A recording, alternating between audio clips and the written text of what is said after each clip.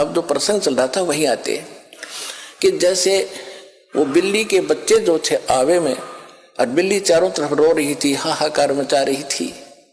उधर से प्रहलाद भगत भी एक ऐसे पिता के जन्मा था जो कति नास्तिक और खुद भगवान बना बैठा था, लेकिन वो पिछले संस्कार का बालक था। कभी इसी जन्म में उसने भक्ति की थी, वो भक्ति की अब तभी तक कसक उसमें थी।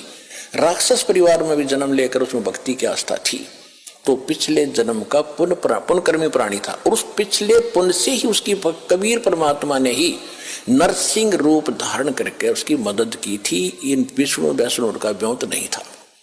अब धीरे धीरे आपके प्रकाश में आएगी सारी कहानी। अभी तो मूर्ख बना रखा था हमने, सिर्फ एक सटोरी सी बना के छोड़ दी थी, कथा सुना दी थी। प्रहलाद को क्यों बचाया, अन्य को क्यों नहीं बचाया कभी ऐसा? और यहाँ सबको बचाएंगे जो जो नाम ले रहे थे, आप तारे सामने दिखा दूंगा कितने रक्षा कर रहे परमात्मा, पल पल में कर रहे हैं। ऐसी ऐसी दुर्घटना सुनाते हैं बच्चे, ऐसी ऐसी परिस्थितियों में परमात्मा मदद करते हैं। अब प्रत्येक के साथ कर रहा है। वो पिछले जन्म के थे, अब ताजे और बना दिए हमने, अब इनसे भी साथ होगा भगवान, इनके प्रतिफल भी आपको देना शुरू कर देगा।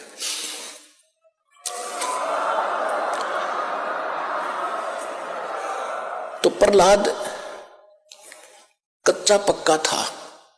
प्रहलाद के पिता ने बचपन से तो भगवान की भक्ति करता था, लेकिन विष्णु का पुष्प जैसे भी सुना ज्ञान किसी ऋषि से, नारद जी ने उसको गर्भ में शिक्षा दे दी थी, जो वो गर्भ में था मां के। उसके आधार से वो विष्णु जी का पुजारी बन गया। और विष्णु का दुश्मन हिरण्यकशिपु, उसका पिता, उसने ब्रह्मा की भक्ति करके शक्ति प्राप्त कर ली, थोड़ी बहुत सिद्धि शायद उस हल्दी की गांठ से पंसारी बन गया कि मैं ही खुदा हूं, सुबह मरूं ना शाम मरूं, आशीर्वाद ले लिया, पशु से मरूं ना पक्षी से मरूं, अमर मान लिया अपने आप को। इस कारण से उसने अपने बेटे से कह दिया कि विष्णु का नाम नहीं लेगा, भगवान की भक्ति नहीं करेगा। अब वो कुछ उसको क्या किया कि एक सांडा और मुर्का नाम के दो भाई थे ब्राह्मण, वो आचार्य थे, गुरु थे, जो उस प्रहलाद को और वहां के अन्य ब्राह्मणों के बच्चों को पढ़ा करते। ये खुद भी ब्राह्मण था, हिरण्यकशिपु।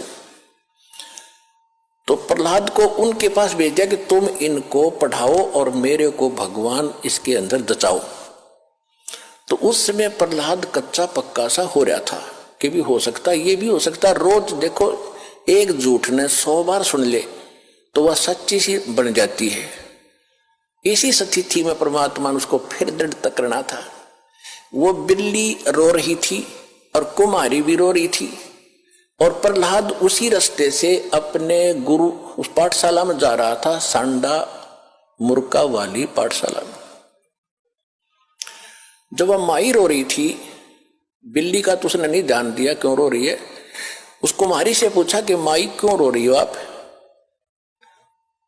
बताओ। उसको पता था राजा का लड़का है, बताऊंगी कि महाराज मेरे से गलती बन गई और इस बिल्ली के बच्चे अंधेरे में